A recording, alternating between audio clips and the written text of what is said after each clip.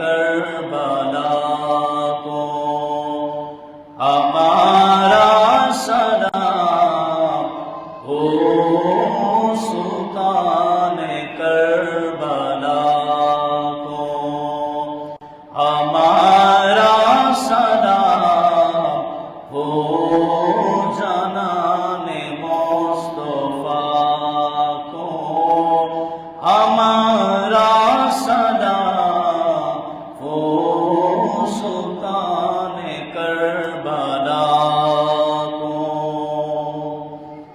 असगर के नन्ही जानों पे लाखों दरूद हो मासूम बेखता को मासूम बेखता को हमारा सलाम हो सुल्तान करबला को हमारा सलाम हो जनाने मुस्तफा को अकबर से नौजवान भी रंग में हुई शहीद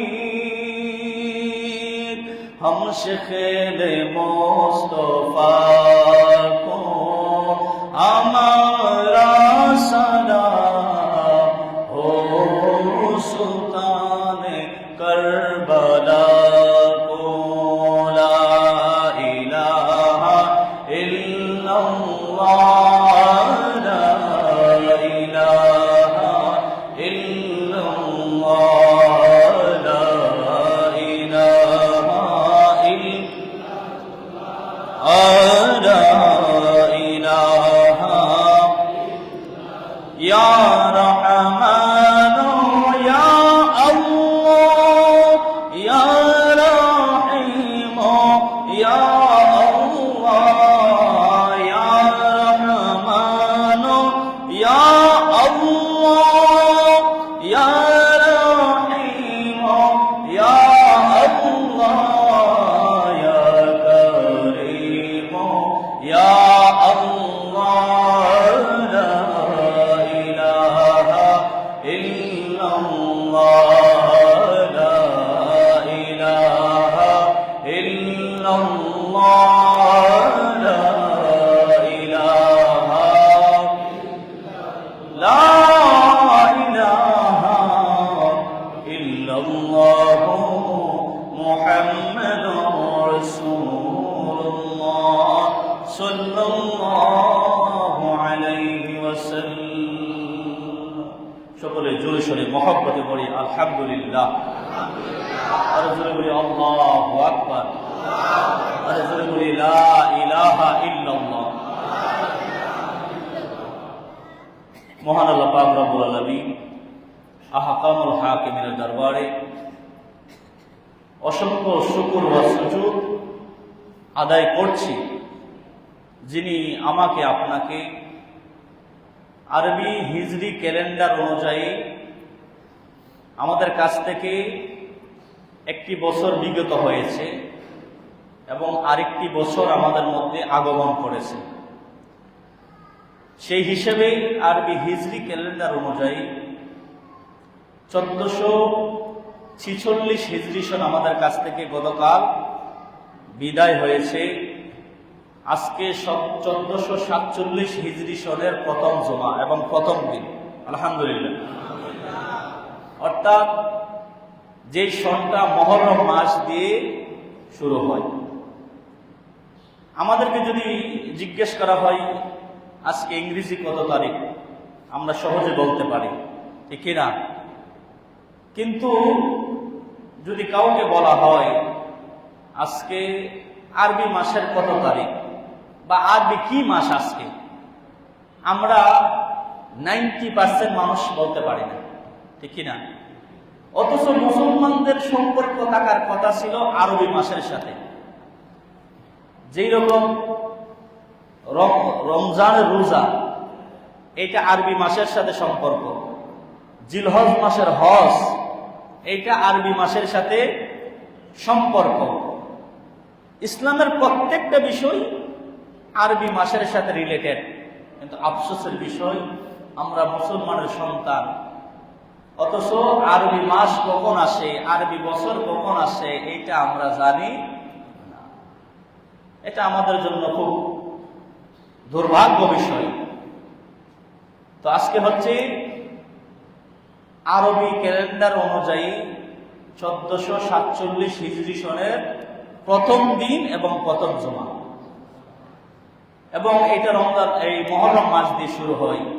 আর মহরম মাস আসলে আমাদের অন্তরে একটা চিত্র ভেসে ওঠে, সেটা হচ্ছে সেই কারবালার জমিনে 61 হিজরিতে যেই দিন ইমামে আলী মাকাম ইমাম হুসাইন রাদিয়াল্লাহু তাআলা আনহু সহ নবী পরিবারের 72 জন, তার মধ্যে মতান্তর রয়েছে, যারা কারবালার জমিনে শাহাদাত বরণ করেছে। তো সেই বিষয়কে সামনে রেখে আজকে হিজরি এবং আল্লাহ রাসূলের হিজরত নিয়ে কথা বলবো।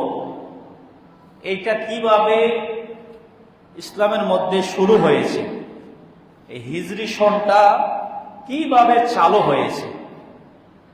কারণ এই হিজরি সনটা আল্লাহ রাসূলের সময় এটা ছিল না, এটা চালু হয়েছে হযরতে ইসলামের দ্বিতীয় খলিফা হযরতে ওমর ফারুক রাদিয়াল্লাহু তাআলা আনহুর সময় থেকে। খুব সংক্ষেপে বলে, খুব মনোযোগ। ইসলামের দ্বিতীয় খলিফা হযরতে ওমর ফারুক রাদিয়াল্লাহু তাআলা আনহু যখন খেলাফতে সমাসীন হলেন, এবং তিনি ছিলেন অর্ধ পৃথিবীর শাসক, তো ওনার শাসন আমলে হযরতে আবু মুসা আশআরী রাদিয়াল্লাহু তাআলা আনহুকে ইরাক তথা কুফার গভর্নর বানায় পাঠাইছে, যে তুমি ওইখানে গিয়ে ওইখানে তোমার দায়িত্ব পালন করো। তো উনি যখন ওইখানে গেলেন, এখনকার সময় তো তখন এত আধুনিক যোগাযোগের ব্যবস্থা ছিল না, তখন চিঠির যোগাযোগ ছিল। একটা চিঠি দিলে এটা 2 মাস 3 মাস 5 মাস পরে গিয়ে পৌঁছত। তো হযরত আবু মুসা আশআরী রাদিয়াল্লাহু তাআলা আনহু হযরতে ওমর ফারুক রাদিয়াল্লাহু তাআলা আনহুকে চিঠি পাঠাইলেন যে খলিফাতুল মুসলিমিন, আপনি তো অর্ধ পৃথিবীর শাসক, আমাদের কাছে অনেক চিঠি আসে, অনেক জায়গা থেকে চিঠি আসে, আস্তে আস্তে অনেক সময় লেগে যায়। তো এই চিঠির মধ্যে মাস উল্লেখ করা থাকে, কিন্তু এটা কত সনের এটা উল্লেখ থাকে না। এই জন্য আমরা একটু বিভ্রান্তর মধ্যে পড়ে যাই, এটা কোন সনের। এই চিঠি যখন হযরতে ওমর ফারুক রাদিয়াল্লাহু তাআলা আনহুর কাছে পাঠাইলেন, উনি চিন্তা করলেন বিষয়টা আসলেই ভাবার বিষয়। তো মনে রাখবেন, আল্লাহ রাসূল এবং সাহাবায়ে কেরাম যখন কোনো সিদ্ধান্ত নিতেন, কখনো এককভাবে সিদ্ধান্ত নিতেন না। উনি অর্ধ পৃথিবীর শাসক, ইচ্ছা করলে উনি এই সিদ্ধান্ত নিতে পারতেন, কিন্তু উনি পরামর্শ সভা ডাকলেন। তার মধ্যে এই বিষয়টা উপস্থাপন করা হলো যে আমাদের মুসলমান হিসেবে আমাদের একটা স্বতন্ত্র সনের দরকার। এটা আমরা কিভাবে করতে পারি, মুক্তাসার বলতেছি। তার মধ্যে 3টা প্রস্তাব করা হয়েছে। বলেন কয়টা? 3টা প্রস্তাব। কেউ কেউ বলেছেন যে আল্লাহ যেদিন কুরআন নাজিল করেছেন, এই কুরআন নাজিলের মাস থেকে আমরা হিজরি সনটা চালু করব। আবার কেউ বলেছেন আল্লাহ রাসূল যেই দিন ওফাত করেছে এই দিন থেকে আমরা হিজরি সনটা চালু করব। আর হযরতে আলী রাদিয়াল্লাহু তাআলা আনহু প্রস্তাব দিলেন। কে? হযরতে আলী রাদিয়াল্লাহু তাআলা আনহু প্রস্তাব দিলেন যে আমরা আল্লাহ রাসূলের হিজরতকে কেন্দ্র করে, আল্লাহ রাসূল যেই দিন মক্কা থেকে মদিনায় হিজরত করেছিলেন, এই হিজরতকে কেন্দ্র করে আমরা এই মাসকে ধরে একটা সাল নির্ধারণ করতে পারি। তো সকলের সম্মতিক্রমে হযরতে ওমর ফারুক রাদিয়াল্লাহু তাআলা আনহু আলী রাদিয়াল্লাহু তাআলা আনহুর রায়কে প্রাধান্য দিলেন। কারণ হিজরতের সাথে মুসলমানদের একটা বিজয়ের সম্পৃক্ততা রয়েছে। কারণ আল্লাহ রাসূল যখন মক্কায় ছিলেন তখন শুধু একজন ধর্ম প্রচারক হিসেবে ছিলেন, কিন্তু যখন হিজরত করে মক্কা থেকে মদিনায় আসে আল্লাহর হুকুমে, কার হুকুমে? আল্লাহর হুকুমে যখন আসেন তখন আল্লাহ রাসূল রাষ্ট্রনায়ক হলেন। আল্লাহ রাসূল প্রকাশ্যে দ্বীন কায়েম করতে লাগলেন। যদিও এটা এক দৃষ্টিকোণ থেকে ইসলামের পরাজয় বোঝা যায়, কিন্তু ফুকাহায়ে কেরাম বলেছেন না, হিজরতটা মূলত মুসলমানদের বিজয়ের নিদর্শন ছিল। কারণ হিজরতের পর থেকেই ইসলামের পতাকা পথ করে শুরু হয়েছে। সুবহানাল্লাহ। তো হযরত আলী রাদিয়াল্লাহু তাআলা এই প্রস্তাবকে গ্রহণ করা হলো। এই হিজরত থেকে তখন থেকে হিজরি সন শুরু হয়েছে আল্লাহ রাসূলের হিজরতের 13 বছর পর থেকে। কত বছর?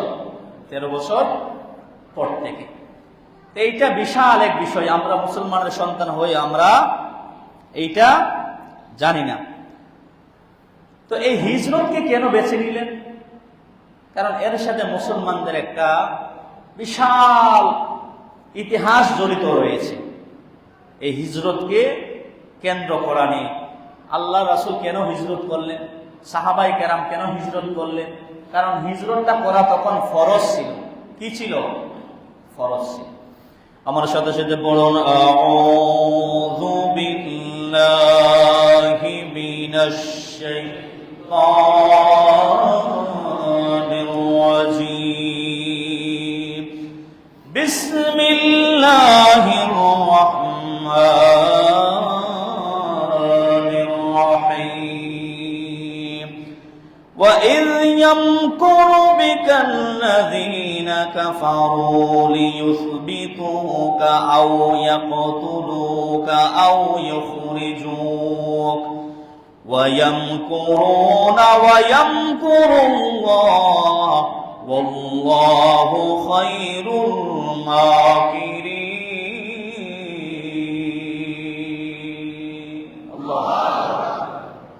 আমার আল্লাহ পাক রব্বুল আলামিন আহকামুল হাকিমিন সূরা আনফালের 30 নম্বর আয়াতের মধ্যে আল্লাহ হিজরত সম্পর্কে আলোচনা করেছেন। আল্লাহ রাসূল কেন হিজরত করলেন, হিজরত করার প্রয়োজনীয়তাটা কি ছিল? আল্লাহ রাসূল বলেছিলেন, ইয়া মক্কা লাউলা আখরাজাতনি কওমুকি মা খারাজতু আবাদা। মক্কারে তোর মানুষগুলি যদি আমি রাসূলকে বের করে না দিত, আমি রাসূলের উপরে যদি অন্যায় অত্যাচার না করত, লাউলা আখরাজাতনি কওমুকি, তাহলে আমি রাসূল কখনো মক্কা ছেড়ে মদিনায় যেতাম না। কারণ মক্কা হলো আমি রাসূলের জন্মভূমি। সুবহানাল্লাহ। আল্লাহ রাসূল যখন মেরাজ করে আল্লাহর সাথে দিদার করে যখন দুনিয়ার জমিনের মধ্যে আগমন করলেন, মেরাজের পর থেকে আল্লাহ রাসূল সাল্লাল্লাহু আলাইহি ওয়াসাল্লামের উপরে কাফের কুফফারদের নির্যাতন বেড়ে যায়। তার কারণ হলো মেরাজের পরে মক্কা থেকে মদিনা থেকে গোপনে গোপনে 2টা কাফেলা গিয়েছিল। একটা কাফেলার মধ্যে 72 জন ছিল, তার মধ্যে 2 জন মহিলা ছিল আর 70 জন পুরুষ ছিল। তারা গোপনে গোপনে গিয়ে আল্লাহ রাসূল সাল্লাল্লাহু আলাইহি ওয়াসাল্লামের কাছে মুসলমান হইলেন। সুবহানাল্লাহ বলেন। এইভাবে যখন মুসলমানদের সংখ্যা বাড়তে লাগলো, এই সংবাদ যখন আবু জেহেল, উতবা, সাইবাদের কানের মধ্যে গেল, তাদের মাথা গরম। হায় হায়, আব্দুল্লাহর পুত্র মুহাম্মদ এইভাবে যদি ইসলাম প্রচার করতে থাকে, আমাদের বাপ দাদাদের ধর্ম আর থাকবে না, বিলীন হয়ে যাবে, অস্তিত্বহীন হয়ে যাবে। কি করা যায়? তাকে তো থামানো দরকার, তাকে স্টপ করা দরকার, এই জায়গার মধ্যে তাকে থামানো দরকার। না হলে তো ইসলামের পতাকা উঠতেই থাকবে, আমাদের বাপ দাদাদের ধর্মের চুলকালি লেগে যাবে। আমরা কি করতে পারি? আবু জেহেলের নেতৃত্বে, উতবা, সাইবাদের নেতৃত্বে একটা পরামর্শ সভা ডাকলেন। এই পরামর্শ সভার নাম ছিল দারুন নদওয়া। নাম কি?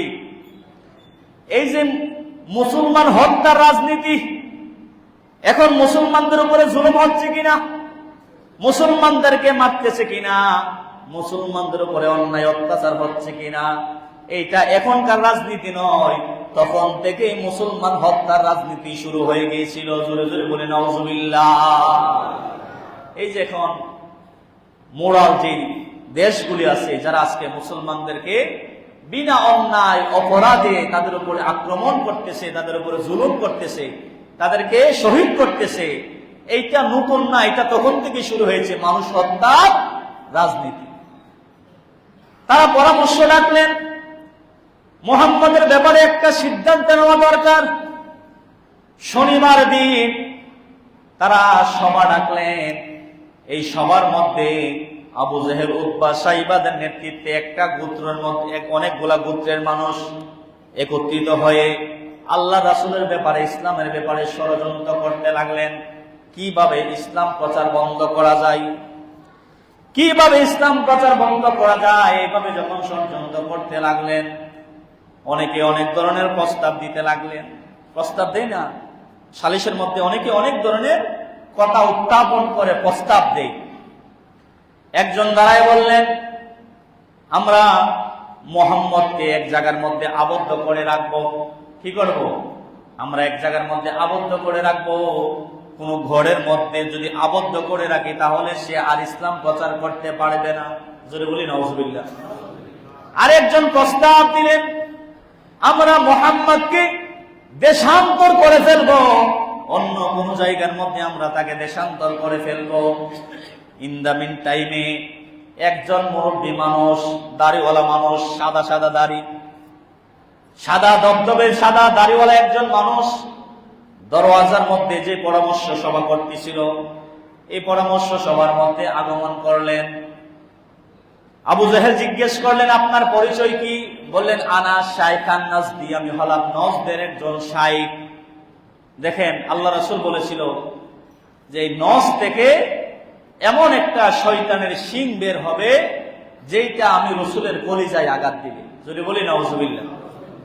এই জন্য আল্লাহ নবী, আল্লাহ রাসূল সাল্লাল্লাহু আলাইহি ওয়াসাল্লাম শাম দেশের জন্য দোয়া করেছেন, ইয়েমেন দেশের জন্য দোয়া করেছেন।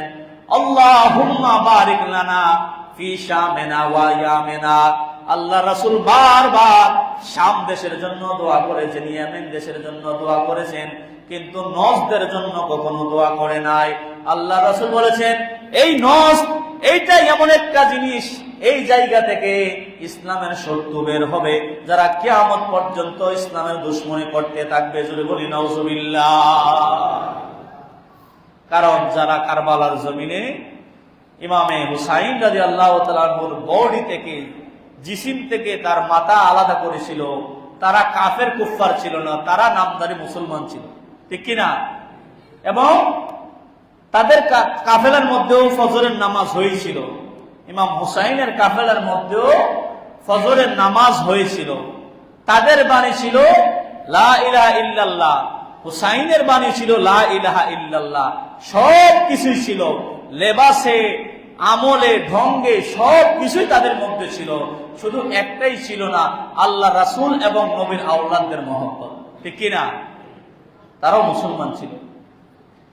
এই জন্য আল্লাহ রাসূল সাল্লাল্লাহু আলাইহি ওয়াসাল্লাম নজদের জন্য দোয়া করে নাই। বলতেছিলাম, এই মুরব্বী শাইখ, সে পরিচয় দিলেন, আনা শাইখান নজদ, আমি হলাম নজদের একজন শাইখ। বলেন, আপনার কি অভিব্যক্তি আছে? বলেন, আমার অভিব্যক্তি হলো, তোমরা যে পরামর্শগুলি করতেছো, আমি তোমাদের পরামর্শগুলো শুনেছি, কিন্তু তোমাদের একটা পরামর্শ নেওয়া যাবে না, একটা পরামর্শ শোনা যাবে না। আমার একটা পরামর্শ আছে। বলেন, তোমার পরামর্শ কি? তার আগে বলতেছে কেন দুইটা পরামর্শ দিয়েছিল। এক নম্বর হলো আল্লাহ রাসূলকে দেশান্তর করবে, আরেকটা হলো আল্লাহ রাসূলকে আবদ্ধ করে আটকিয়ে রাখবে। তো মুরব্বী এই নজদ, সে মূলত ছিল ইবলিস। সে কি ছিল? ইবলিস। সে বলতেছে, যদি মুহাম্মদকে যদি কোথাও আবদ্ধ করে রাখা হয়, তাহলে তার যে বাহিনী আছে, তার যে অনুসারীরা আছে, তারা তাকে যেভাবে হোক ঘর থেকে বের করে নিয়ে যাবে। সুতরাং এইটা মানা যাবে না।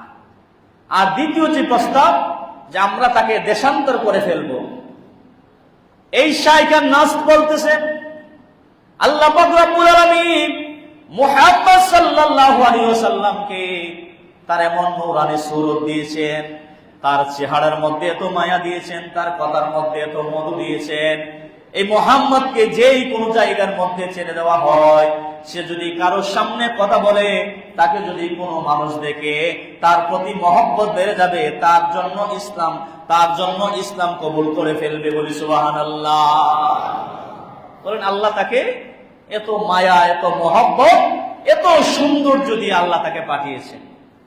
বলেন এইটাও করা যাবে না যদি ওইখানে পাঠাই, ওইখানে গিয়ে ইসলাম প্রচার করবে।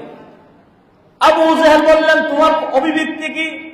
বলেন আমার অভিব্যক্তি হলো প্রথম প্রস্তাবও মানা যাবে না, দ্বিতীয় প্রস্তাবও মানা যাবে না। আমার প্রস্তাব হলো আমরা আগামীকাল সকালবেলা তাকে যেই গড়ের মধ্যে সে শুয়ে থাকবে, এই গড়ের মধ্যে আমরা তাকে হত্যা করব। জোরে জোরে বলি নাউজুবিল্লাহ। তার আগে সফর মাসে, জিলহজ মাসের শেষ তারিখে আল্লাহ রাসূল সাল্লাল্লাহু আলাইহি ওয়াসাল্লাম হযরতে আবু বকর সিদ্দিককে একটা ইঙ্গিত দিয়েছিলেন যে আবু বকর, সফর মাসে, যে আবু বকর আমার হয়তো হিজরত করা লাগতে পারে, তুমি হিজরতের জন্য প্রস্তুতি গ্রহণ করিও। সুবহানাল্লাহ। তখন থেকে হিজরতের প্রস্তুতি শুরু হয়ে গিয়েছিল সফর মাসে। সফর মাসের শেষের দিকে আল্লাহ রাসূল আবু বকরকে এই ইঙ্গিত দিয়েছিল। আল্লাহ রাসূল সাল্লাল্লাহু আলাইহি ওয়াসাল্লাম আবু বকর সিদ্দিককে যখন বলেছিল, আবু বকর তুমি আমার হিজরতের সাথী হওয়া লাগতে পারে, আল্লাহ রাসূলের এই কথা শুনে আবু বকর সিদ্দিক রাদিয়াল্লাহু তাআলা আনহু দুইটা উট খরিদ করলেন। কয়টা? দুইটা উট 800 দিরহাম দিয়ে দুইটা উট খরিদ করলেন। একটা উটের নাম ছিল কাসওয়া, আর একটা উটের নাম হচ্ছে আদওয়া। এই কাসওয়া যে উট, এই উটের মধ্যে আল্লাহ রাসূল সাল্লাল্লাহু আলাইহি ওয়াসাল্লাম সওয়ারে হয়ে মক্কা থেকে মদিনায় এসেছিলেন। আর আদওয়া উটের ব্যাপারে আসছে, এই দুইটা উট আল্লাহ পাক রব্বুল আলামিন আহকামুল হাকিমিন আবু বকরের এই দানটাকে আমার আল্লাহ এমন ভাবে পছন্দ করে দিয়েছেন, দুইটা উটকে আমার আল্লাহ হাসরের ময়দানে দাঁড় করাই দিবেন। বলে সুবহানাল্লাহ।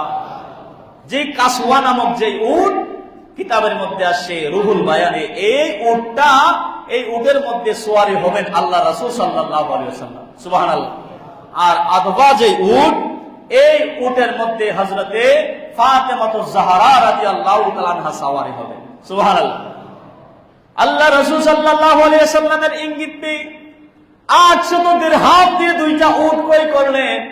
তখন থেকে আবু বকর সিদ্দিক রাদিয়াল্লাহু তাআলা হিজরতের জন্য অপেক্ষা করতে লাগলেন।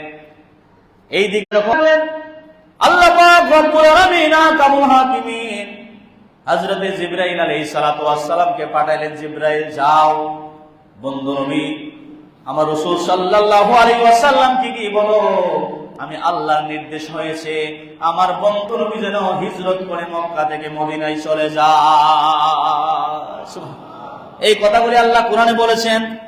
আল্লাহ পাক রব্বুল আলামিন বলেন, ওয়া ইয ইয়ামকুরু বিকাল্লাযিনা কাফারু, হে হাবিব ইয়া রাসূলুল্লাহ আপনি ওই সময়ের কথা আপনি স্মরণ করুন।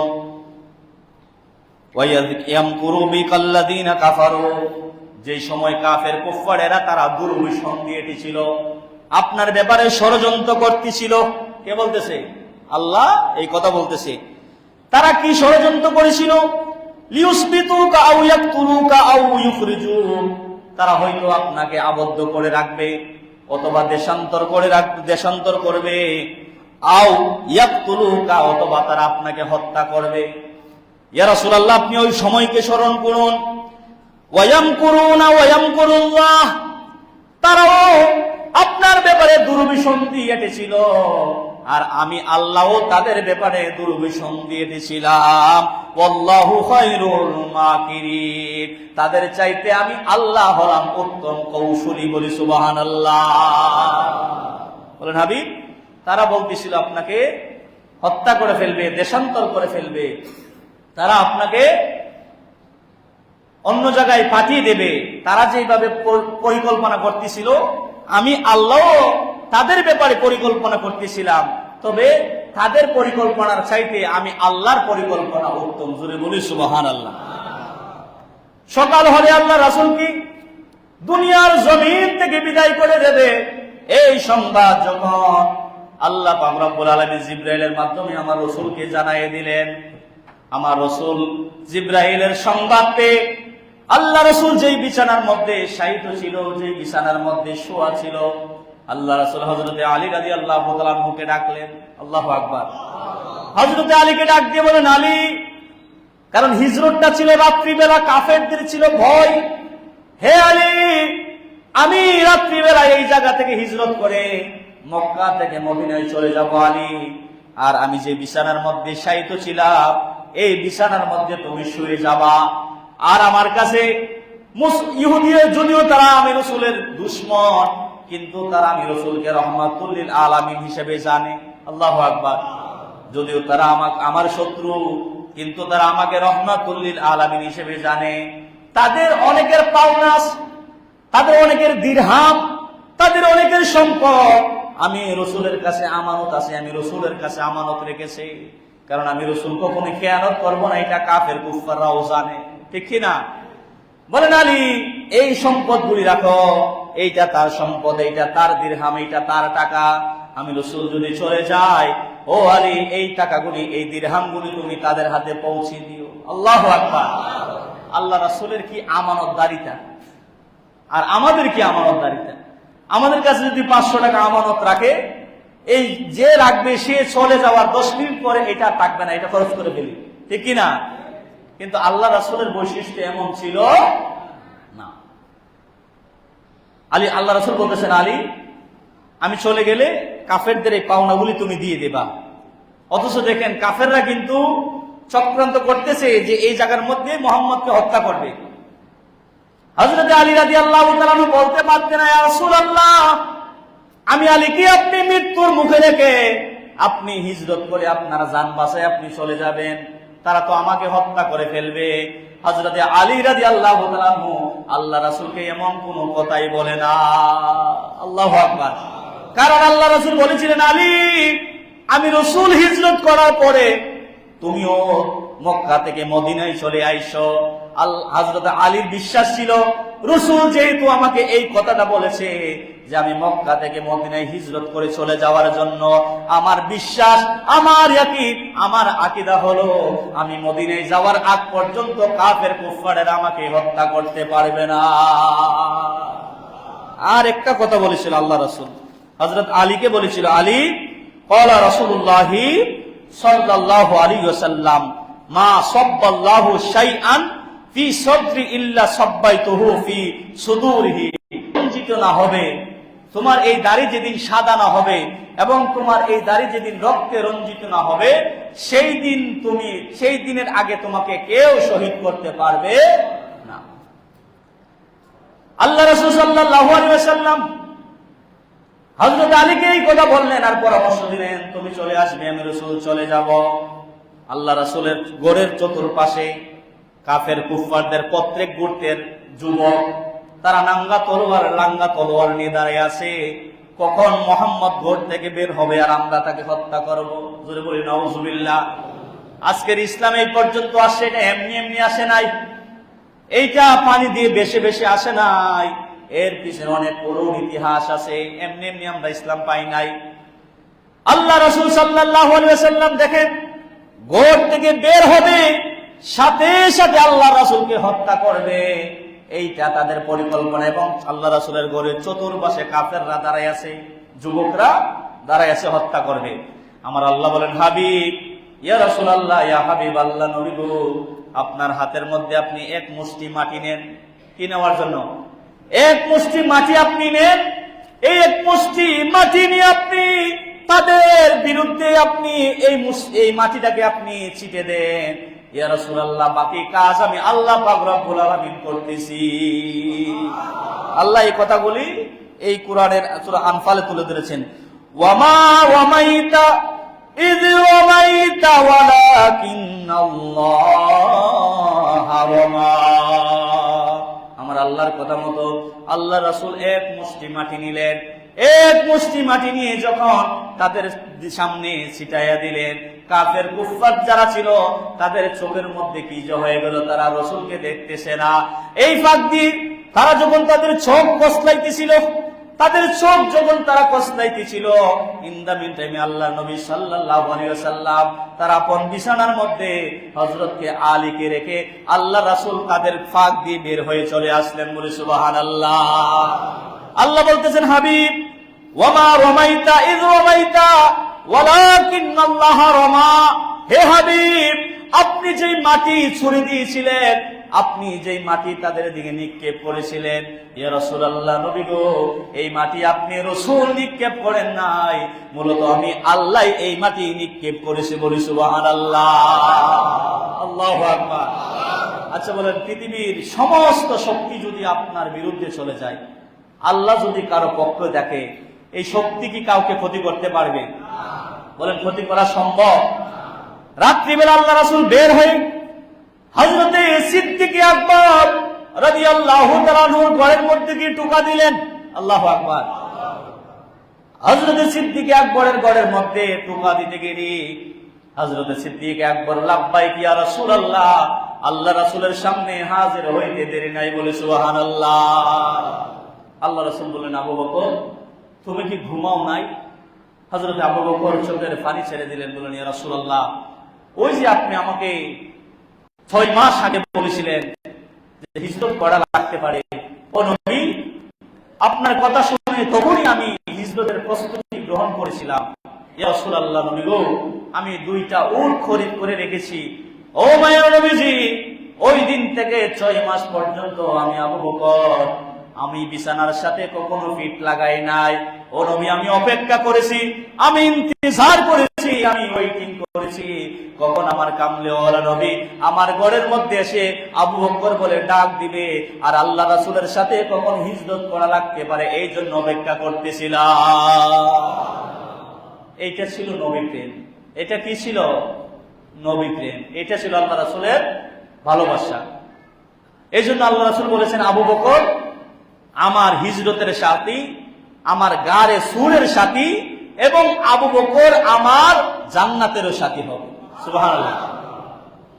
এই জন্য আল্লাহ রাসূল সাল্লাল্লাহু আলাইহি ওয়াসাল্লাম বলেছেন, আনতা আখিফিদ দুনিয়া ওয়া আখিফিল খাউদে ওয়া আখিফিল জান্নাহ। তুমি আমার দুনিয়ার সাথী, তুমি আমার গারে সুরের সাথী, তুমি আমার জান্নাতের সাথী। আবু বকর চলো। হযরতে আয়েশা সিদ্দিকা রাদিয়াল্লাহু তাআলা আনহা এবং হযরতে আসমা রাদিয়াল্লাহু তাআলা আনহা, আবু বকরের 2জন মেয়ে সন্তান ছিল। ওনারা মোটামুটি একটা প্রস্তুতি রেখেছিল। আল্লাহ রাসূল সাল্লাল্লাহু আলাইহি ওয়াসাল্লাম এইখান থেকে মদিনার উদ্দেশ্যে রওনা দিয়েছেন। সুবহানাল্লাহ বলে।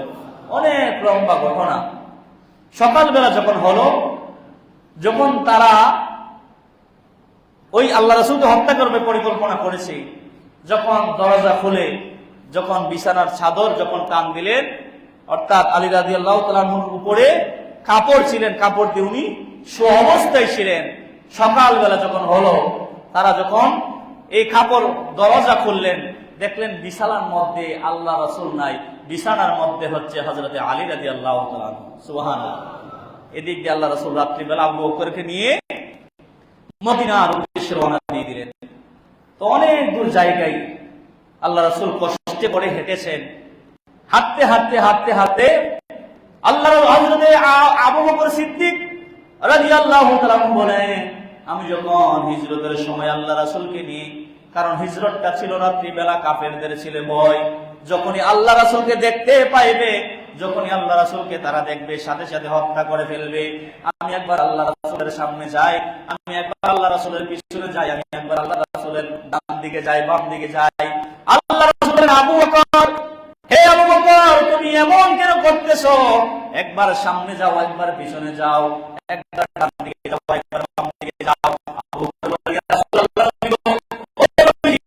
আমি আবু বকর থাকতে কাফের কুফাররা যদি আপনি রাসূলের উপরে আক্রমণ করে, আমি আবু বকর সহ্য করতে পারবো না। তাদের আঘাত আমি আবু বকরের গায়ে লাগতে পারে, আপনি রাসূলের গায়ে লাগতে পারে না। বলে সুবহানাল্লাহ, আল্লাহু আকবার বলেন। দক্ষিণ সোর পর্বত দিয়ে আল্লাহ রাসূল হাঁটতে হাঁটতে এমন অবস্থা হয়ে গিয়েছিল যে আল্লাহ রাসূল আর হাঁটতে পারতেছিলেন না। কারণ এখনকার রাস্তা আর তখনকার রাস্তা একরকম ছিল না। তখন ছিল পাথরের রাস্তা, পাথর, বড় বড় পাথর ছিল। এই পাথর দিয়ে হেঁটে হেঁটে আল্লাহ রাসূল গিয়েছিলেন। আবু বকর সিদ্দিক বলেন, আমি দেখলাম আল্লাহ রাসূলের পা মোবারক ফুলে গিয়েছিল। আমি বললাম, ইয়া রাসূলুল্লাহ, নবী গো, আপনি তো হাঁটতে পারতেছেন না, আপনি আমার কাঁধে ওঠেন। ইয়া রাসূলুল্লাহ, আমি আপনাকে কাঁধে করে নিয়ে আমি সৌর পর্বতে চলে যাব। আল্লাহু আকবার। অনেক লম্বা ঘটনা। সৌর পর্বতে গেলে গিয়ে গারে সৌরে, এখনো যারা হাজী সাহেব আছেন তারা অনেকে চেষ্টা করে এই গারে সৌরে যাওয়ার জন্য, এই গারে সৌরটা দেখার জন্য। এটা অনেক উপরে, অনেক উঁচু একটা জায়গা, কিন্তু ওই জায়গার মধ্যে হযরত সিদ্দিক আকবর আল্লাহ রসুলকে পিঠে করে নিয়ে, কিতাবের মধ্যে আসছে প্রায় 2.5 কিলোমিটার আল্লাহ রাসূলকে ফিটে করে নিয়ে হযরত আবু বকর সিদ্দিক ওই গারে সরে উঠে গিয়েছিল। সুবহানাল্লাহ। এখন আবার যদি সকাল বেলা হয়, কারণ তারা তো না পেয়ে আল্লাহ রাসূলকে খুঁজতে লাগলেন এবং পুরস্কার ঘোষণা করা হলো যে যদি কেউ মুহাম্মদকে খুঁজে দিতে পারে বা বের করে দিতে পারে, আমরা 100 উট তাকে উপহার দেব। বলি নাউজুবিল্লাহ। অনেক ইতিহাস এই হিজরতকে কেন্দ্র করে, কিন্তু আমরা মুসলমান, আমরা এই হিজরতের ইতিহাস জানি না, এই হিজরতের প্রেক্ষাপট জানি না। অথচ আজকে হচ্ছে যে ইতিহাসকে কেন্দ্র করে হিজরি সন চালু হয়েছে, আজকে হচ্ছে 1447 হিজরি সনের মুহররম মাসের প্রথম দিন এবং প্রথম জুমা। আলহামদুলিল্লাহ বলেন। এবং এই মাসটা আল্লাহর দরবারে খুব সম্মানিত একটা মাস। এই মাসটা কি আল্লাহর দরবারে খুব দামি একটা মাস, কারণ আল্লাহ পাক রব্বুল আলামিন আহকামুল হাকিমিন এই 4টা মাসকে সবচেয়ে বেশি মর্যাদাবান করেছেন, সবচেয়ে বেশি মর্যাদা দিয়েছেন। তার মধ্যে একটা মাস হচ্ছে এই মুহররম মাস। সুতরাং বাবারা ভাইরা, এটা খুব দামি একটা মাস, সম্মানী একটা মাস। এবং বিশেষ করে এই মাসের সাথে, বিশেষ করে এই মুহররমের 10 তারিখের সাথে ইসলামের একটা কঠিন, যেটা মানুষকে অনেক কষ্ট দেয়, 61 হিজরিতে কারবালার জমিনের যে ঘটনা, এটাই মুহররম মাসে অনুষ্ঠিত হয়েছিল। আমরা নবীর আওলাদদেরকে স্মরণ করি। আল্লাহ পাক রব্বুল আলামিন আহকামুল হাকিমিন আমাদের সবাইকে যেন কবুল